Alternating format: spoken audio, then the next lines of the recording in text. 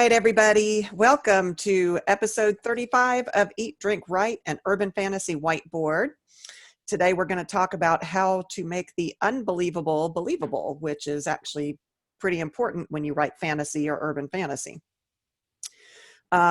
First, I want to, this episode's going to come out on September 1st, but we're recording it. I don't even know what today is.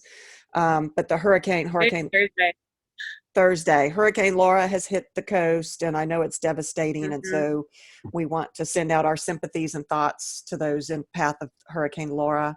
Also those who were impacted by the wildfires that are going on over in California, and those impacted by all the violence that's happening all over the United States right now. So we're thinking about all of you, sending good thoughts your way. Absolutely. How was your week? It was a tiring week.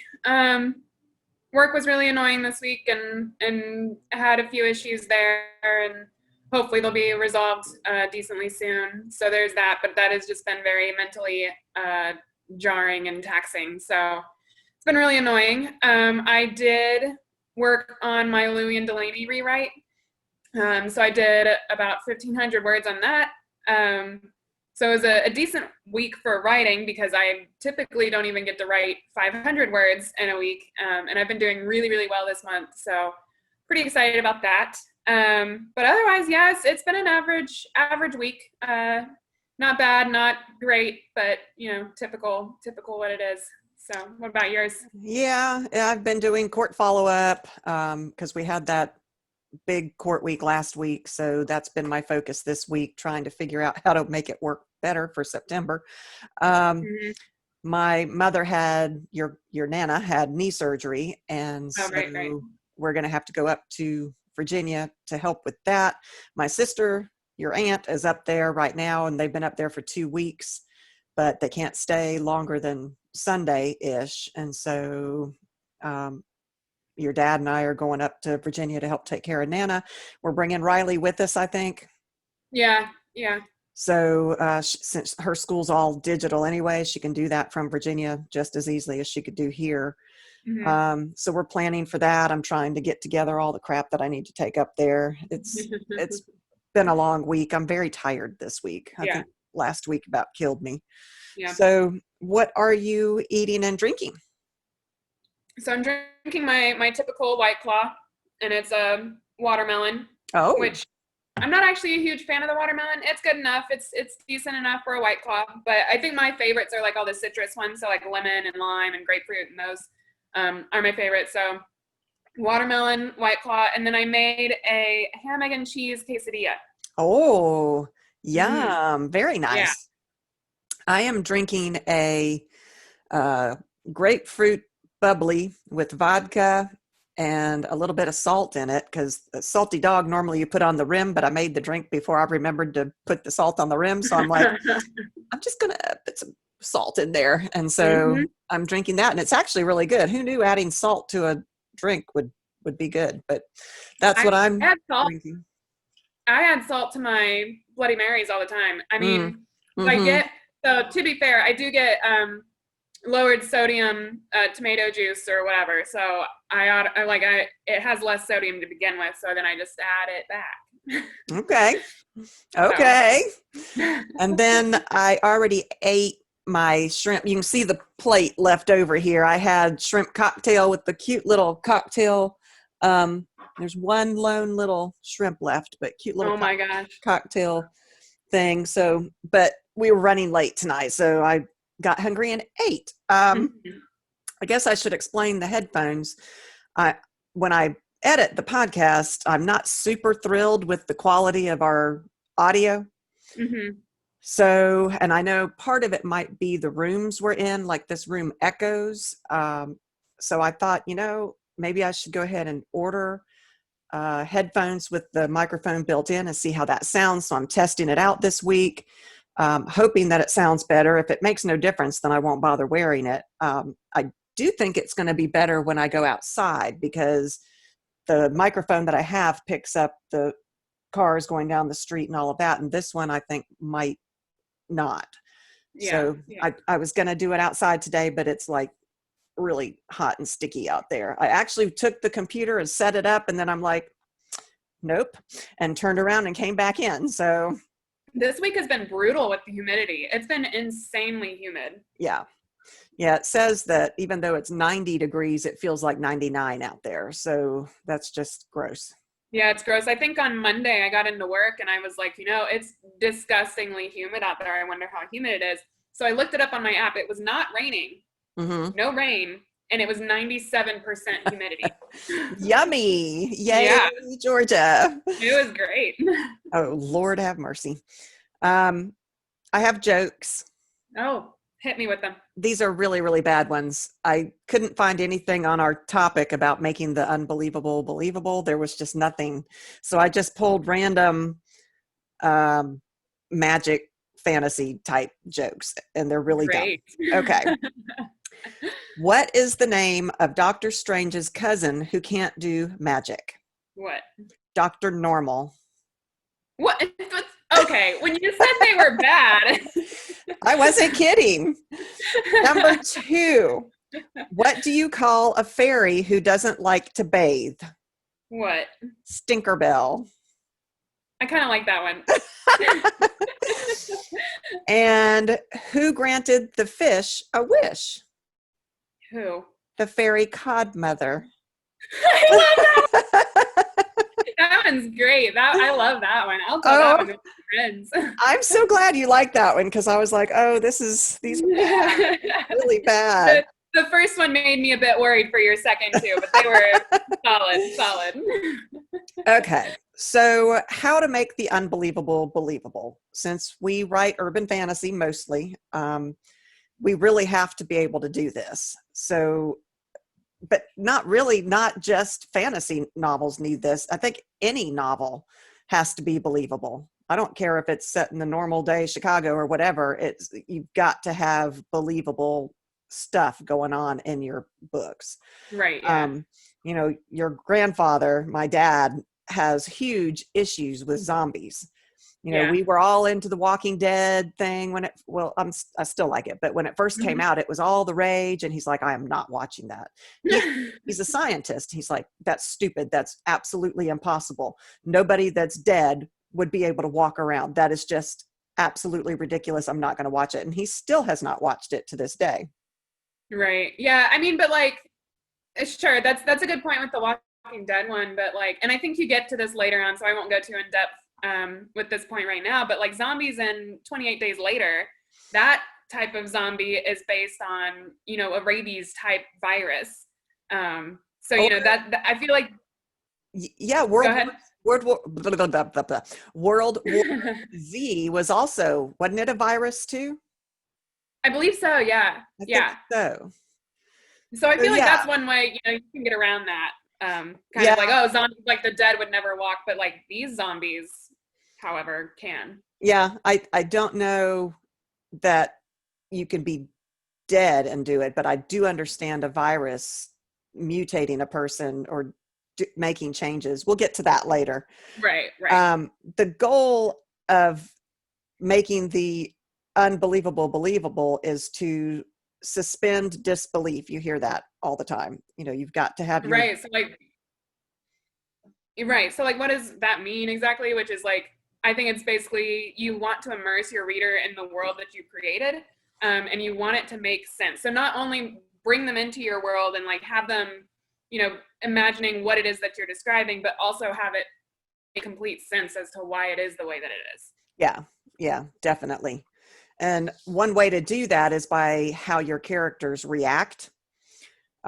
If you have your character react in a believable way to an unbelievable situation, that helps draw your audience in so that they aren't necessarily noticing that it's unbelievable, because everything is a normal reaction to that. Right. Those horror movies, how many times do we roll our eyes and it was like, nobody would do that. Nobody would run into the closet with, the monster holding the saw. No one would do that. One of my favorite commercials that we've ever seen is the one where it's the horror movie tropes and they like go and hide behind the saws and like they'll never find us here. Or it's like, why don't we get in the running car? No, we have to hide behind the saws. I love that commercial. I think what is it, a Geico commercial or something? That's right up their alley. Yeah, yeah. But I think that's hilarious. And yeah, I love horror movies, but I hate horror movies that have the characters make really dumb, and unless I'm in it for that purpose. You know, there's some slapsticky horror movies that you expect that the blonde is always going to die first, you know, that kind of thing. Yeah, yeah. But if I want to watch a real good horror movie, don't make them do stupid things. Absolutely, yeah. Ugh. You know, think about how you would react in our world today. How would you react if you ran into a vampire or a zombie or a werewolf? And think about that as you're writing your characters. Yeah, yeah, definitely. You know, even if your world is filled with magic and that's a normal thing, I think having your oh my goodness, your characters react to that will also help make it believable. So like, you know, if there's something that happens, then they're like, well, that shouldn't be possible. And then so that automatically brings your reader in and they're like, well, why not? And so then the further you go into it, I think the more immersive your world becomes. Yeah. And if you, you know, like those horror movies, if you do make them do something stupid, that's going to snap your reader out. You know, right now they're submersed in your story. And when something like that happens, all of a sudden they're going, wait, stop. You know, and so you've pulled them out of your own story. Right. Is a really bad thing to do. You want to keep them in your story, in your book. You want to keep them turning those pages. Mm-hmm. So another way to do this other than character reactions is to have consistent rules for your world. Absolutely. I think this one is like huge. I think you definitely need to follow all the rules that you set for it. Yeah, we talked about this a little bit in our world building episodes. We've got 2 of those episodes, y'all, if you're interested in world building. You create this world, and it's generally a world with magic because of what we write. But the key is to set rules up and to be consistent. You can't have magic not be able to do something and then later on make it be able to do something, because that's an easy way to solve a problem. You've got to be consistent. If you're not, you are unbelievable and your reader's not going to stay in there. Yeah, absolutely.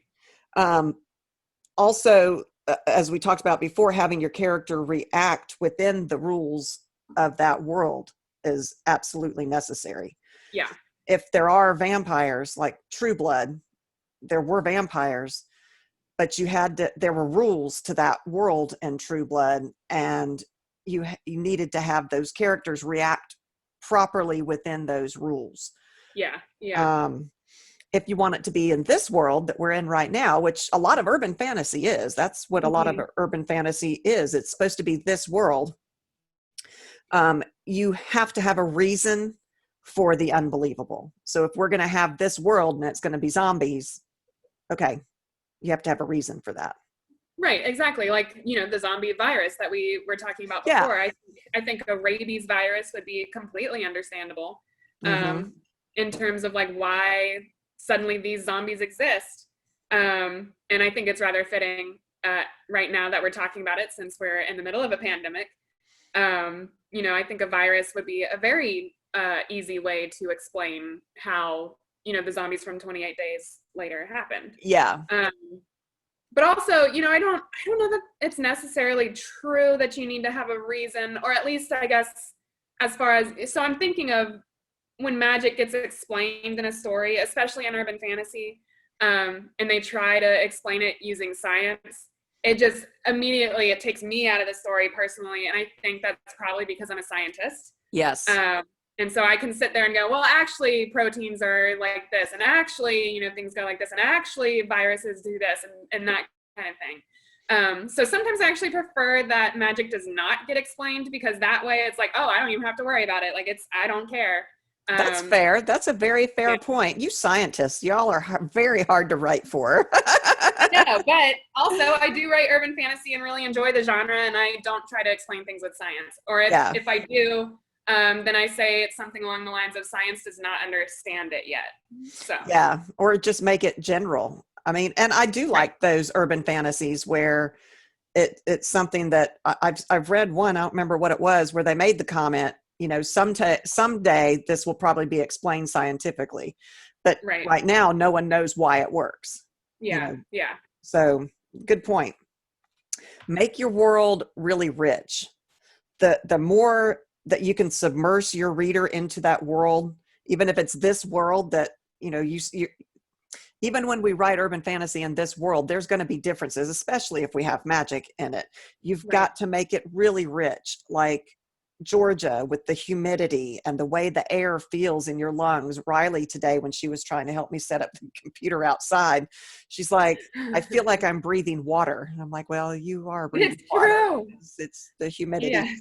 But yeah, that kind of richness and detail means something, and it sucks your reader Right. into it so they're able to overlook the magic, the whole magic thing. Right. Right. Blend in the ordinary, especially if it's in this world. We have gas stations and we've got, the jogger with the dog, all of those Mhm. things. When you write those, that brings your reader into this world so they can picture, yeah, I'm here. And it puts them, it submerses them, I guess, into the world, makes them ordinary, these ordinary things that we all see every day.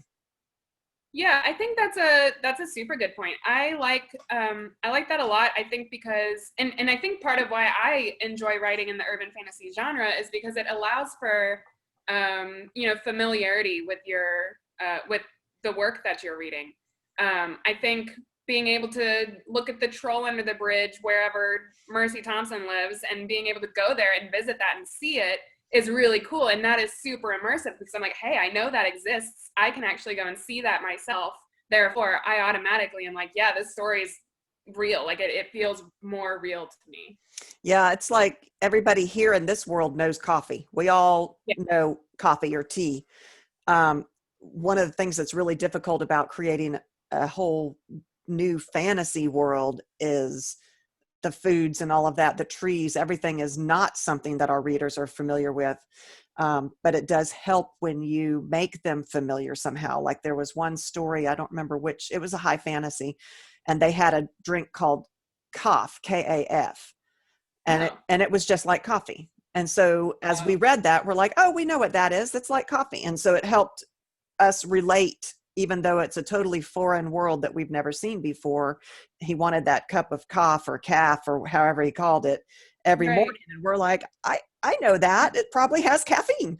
That's super cool. I like Yeah. that. Yeah. So even if it's not in this world, you still can bring familiarity to your readers by having things that we do have, make it common things that can be in a different way, but your reader can relate to it. Right. Yeah. Explain it. Explain the unbelievable. Are there zombies? Explain how it happened, which, like you said, you don't have to do that. Right. Like in Walking Dead, I don't think they still don't know how it happened. I don't I don't know I what thought they season did I've though. gotten to. Yeah, fair enough. I stopped at season 6, and that's just because I ran out of time and then never picked it back up, and now I don't remember anything, and it would be a whole ordeal to catch back up again. But I feel like at some point, well, okay, so I think they determined that it is like a virus or something like that that does cause it, and it's in everyone. That I Um, remembered, that they knew yeah, it was in everyone. The CDC in the very first 2 seasons around there right, said, it is in everybody, but they never explained what started it, how did it get there, what right, caused it to pass on, is there a way to cure it? None of those have been answered, and that's okay. I still love right. Walking Dead. Yeah, no, I agree. Now, I mean, I did major in anthropology as one of my majors in college. And so watching the sociology of these I love it for that reason. Mhm. Post-apocalyptical people trying to become a whole society again. That's my thing. I love that I kind of thing. don't know that apocalyptical is a word, but I'll Well, let it. I'll it let it is go. now. I'm a writer. I can make anything up that I want. But I was uh, thinking of, you know, do keep scientists in mind when you're writing these books, because you're bound to have a couple of them out there reading your book. Don't turn them off and make them, don't try to explain it and when you know nothing about what you're talking about. Right. Like you Yeah. said, with the proteins, oh, I'm going to have the proteins mutate. And the scientists are going, no, no, no, that's not how that works. So if you can't explain it, don't, but Yeah. explain it if you can. Like one of the best shows that I've ever watched is Fringe. And Yeah. it had just enough real science to make it work mostly. Absolutely. It was real. I think that show was really good at making the unbelievable believable. And granted, I Yes. did watch it mostly before I was immersed in science myself. But the way that they talk about things and the way that they explain things, they do use just enough science to really make it, obviously it's still science fiction, but they use enough to make it believable. Like it's still enough to suspend that disbelief. Those episodes, especially the first couple seasons when it was really, really, really good, Yeah. I, being who I am and the curious person that I am, I researched these things that they were claiming were fringe science, and they are really fringe science. They those things in the episodes really had a basis in fact. Yeah. And that blew my mind and made me love that show even more. Super cool. Yeah. Well, Yeah. there's another example actually that's kind of on brand this year is Contagion, and it's technically a science fiction um, movie, but it's about a pandemic that spreads around the world. And as I was watching it, and of course I watched it at the beginning of this pandemic because why not? Of Um, course. as they were explaining how the virus worked, it was exactly how viruses do work and how they do spread and become pandemics. So it was Mhm. really cool being able to see the real science and the real facts in a fictional movie. So Yeah, I think that's awesome, especially since most of us are not science. I do have enough science background because everybody in my family is scientists. Um, but it's nice that it can get me to the point of saying, I believe that could happen. I believe yeah, that makes sense. Even if my dad is like, that would never happen. No, I'm not going to watch it. Although he does love science fiction. He loves science fiction, not as much fantasy, but mostly, science fiction, big Star Trek fan. My mom, on the other yeah, hand, thinks it's all ridiculous. She won't watch it. right. Okay, that was totally off point. Where was I? Oh, research. So if you are going to try to explain, and we kind of just talked about this, if you are going to try to explain how vampires came to be or whatever, um, look up how it works. Do some research. Is Right. anemia a reason why someone might need to drink blood? That iron, research it before you go out and say, oh, that's going to be why vampires they need to drink, they need iron. Okay, well, there's a whole lot of other ways to get iron than having them drink people's blood. So Right. do some research, which to me is one of the best parts of writing. I love the research part. So do Yeah. research to see, contact other scientists. I've got several in my family that I can actually contact and say, would this work? But scientists, I think, would be more than willing to talk to a writer who's saying, I'm trying to write about this thing that's in your field. Can you explain it to me in layman's terms? And would my idea work? I mean, they would love that. How cool would that Absolutely. be? Yeah. Yeah. So don't be afraid to contact your local university and talk to scientists there. Yeah. Search the internet, because as we know, everything on the internet is true. Well, yeah, and that leads into a point I have, which is check your sources if you use the internet. Also, get your information from multiple sources. So, double check it. Make sure most of the sources that you find do back up what you're about to say in your book.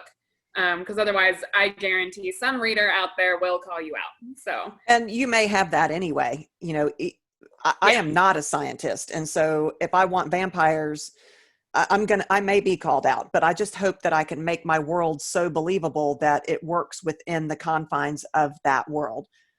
yeah, If I try to make it in this world, I have to be a little bit careful. But if I'm trying to make it in, like the Alona Andrews book with Kate Daniels, that's this world, but it's in a totally different time frame and, magic and tech. And so she didn't have to worry so much about making it work in this world, because something's already happened to change the rules of her world, and she made it work within the rule, or they made it work Yeah. within the rules of their world. Right.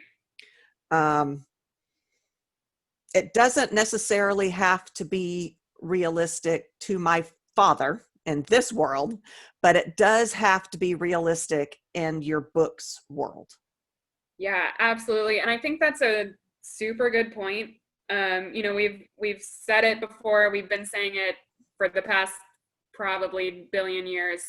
Um, Play by the rules that you set for your world. Mm-hmm. I think that's super, super important. And if you want to change those rules, that's cool, but make sure that you change it throughout the entire novel or story or whatever. Yeah, if you want to change things, that's fine. We can all break our own rules, but have a reason for it. You don't want to snap your reader out of their submersion in your book. You don't want them to go, but wait a minute. You said no one could do magic if there was water nearby. How is she all of a sudden doing magic? So you got to explain it. Yeah. And that's Yeah. fine. You can do that as long as you do, keep your reader in that world, and anything's believable when you suck a reader into a fantasy world. Absolutely. So tropes, vampires, werewolves, zombies. What was I think I skipped something. Uh, our myth and monsters things. I was going to say, in our real world, we have the tropes that are werewolves and in our culture. So use those in your book. Go and read, like in our myth and monsters episodes, which we've got one coming up soon on the end of the month. We go over urban legends and monsters and that kind of thing. Use what's out there. Absolutely. Because they're already out there. There's already people in our world that believe those things, the conspiracies that are out there, the urban legends that are out there. Use those. Absolutely. I think that's one of my favorite things of writing urban fantasy is like all of those myths and monsters that you can bring into your story, and use them, because those stories already exist and it's fun to kind of twist them on their head a little bit. I love it when I watch the news. Like there was a news story, and it was tragic years ago, but something about a man who had killed his entire family in a hotel room. And in my mind, I immediately went to, there's a story, he had to kill them because they were overtaken by zombies or aliens, or, you can take real life stories and explain them in a magical way or a fantastical way, and Yeah. still make them believable because it's something that really happened. You're just giving it a reason as to why it happened, and people are like, oh yeah, I remember when that happened. Right. Well, I mean, think of the Amityville horror stuff, that kind of thing. Same idea is like, oh, he was possessed. There are a million horror movies about that happening. So Yeah, yeah. yeah. So the good thing about having these urban legends out there is that it gives our readers familiarity with it. Everybody knows vampires can't go in the sun. Right. But on the other hand, there's so much we don't know and so many different versions of it. You can do whatever you want to. You can make them sparkle. Yeah. Right. Yeah. you know, Absolutely. I mean, but I love those books. I'm not making fun of those books, but Yeah. you can take what humanity, society knows of these tropes and twist them. Um, uh, Question yourself. And also get questioned by others. I just wanted to throw Oh that in there. yeah, of course. I mean, your beta reader and other people are definitely worthwhile. But when you add in an unbelievable element, ask yourself, does this break the rules of my world? Um, am I taking the easy way out to explain something? Which Right. that we have to be really careful of. It's so easy. Magic is so, wondrous, and it can Yeah. do so many things. Wouldn't it be easy just to solve my main character's problem by throwing magic at it? Yeah. One of my favorite authors, yours too, Patricia Briggs, Mm-hmm. Lucy Thompson, author. She said, and I completely agree with her, is that magic should cause more problems than solve them. I agree. I think that's fantastic. So I agree 100%, and I try to do that in every single one of my books. Yeah, and think from your reader's point of view. If you were the reader, would I believe this in the scope of this world? Your cat's climbing behind you. And then, of course, bending the rules. We always talk about rules are made to be bent, if not broken. But some of my favorite stories are the ones where the characters have believed something throughout the whole story, and it turns out they were wrong. Yeah. So even though the story was believable all the way through, it turned out they were wrong, and it was still believable. That didn't ruin that. It wasn't one of those where it turned out, oh, and then the reader's like, well, that was a waste of time. Right. Yeah. Yeah. I'm No, not this talking. I feel like you're talking about, it's you get to the very end and it's a twist, but it makes sense, and you've like led up to it with the breadcrumbs. You gave them a trail, the readers a trail to follow, and then it makes sense by the end, and you've continued to play by the rules of your own world that you've Yeah, set up. there was a movie, and I can't remember what it was, but in this revered this town, there was a revered ancestor, and he helped the Underground Railroad people to freedom, and so everybody honored him, and he had his farm that he lived on had become a national monument for celebration of that. And it turns out, as they got deeper into this, that he was not a good person at all. He was kidnapping the slaves that he was helping, he was supposed to be helping, and Right. experimenting on them and taking body parts from one and putting them on the other. And it was horrific. But all along, your main characters and all the characters and the whole town, and everybody's like how wonderful this man was, how much he gave to our community. And it turned out he had this horrible, deep, dark secret where he was creating these monsters. And that, it shocked me, but it did Yeah. not take me out of the story. I loved it because I didn't figure it out, which I always do. And Right. it stayed within the scope of that world. All the rules were still there. All the facts that they had were correct. It was just misleading what he was really doing.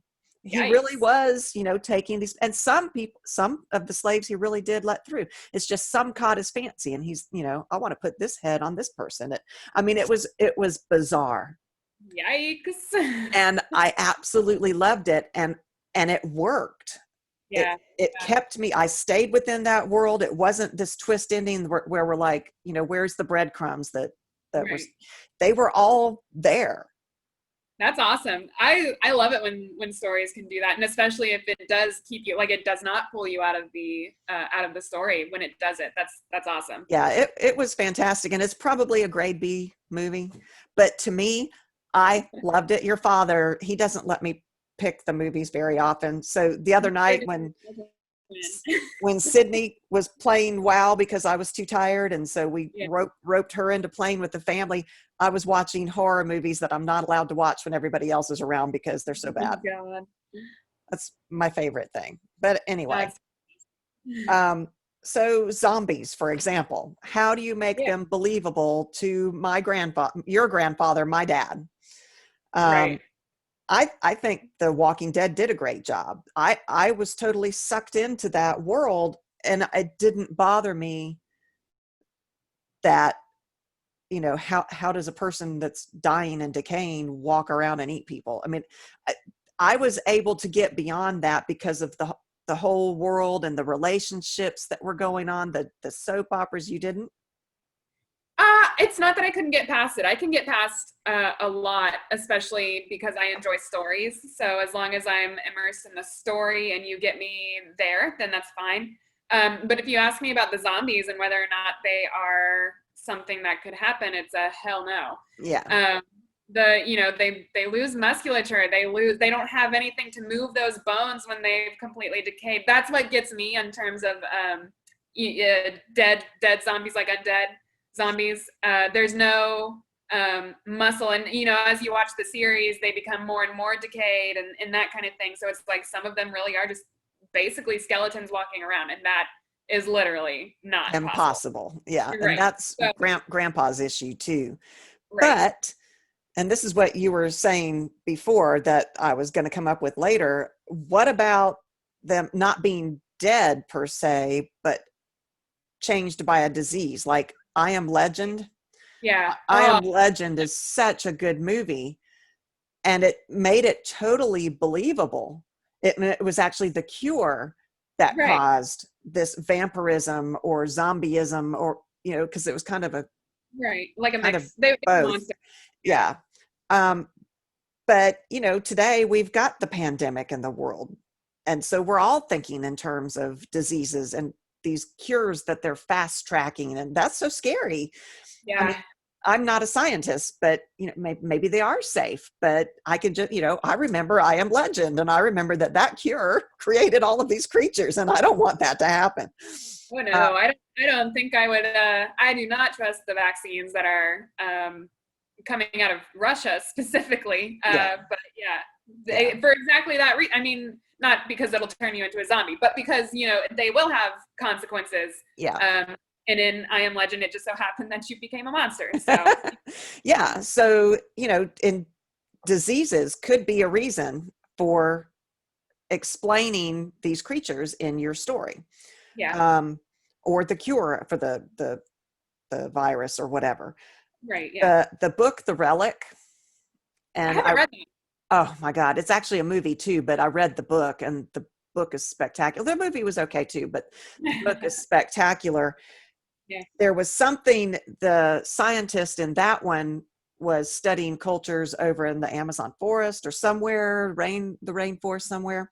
yeah, And it changed him to the point where he had to have this specific, it wasn't a vitamin, but he needed something that only the pituitary gland in humans yeah, produces. And so yeah, he yeah. was killing people to harvest their and eat their pituitary gland. I might have seen that movie. You Maybe. probably did. It was really good. But what about that as a reason? Something that creates a need that you can't get, like I said before, vampires, you can get iron from an iron pill. You don't Right. have to drink somebody's blood. Yeah. But what if there is something that is only found in the human body that can't be manufactured, or is illegal to manufacture, or costs $1 million to manufacture, and the easiest way to get it is from a human? Yeah. um, Right. Maybe there is something like that.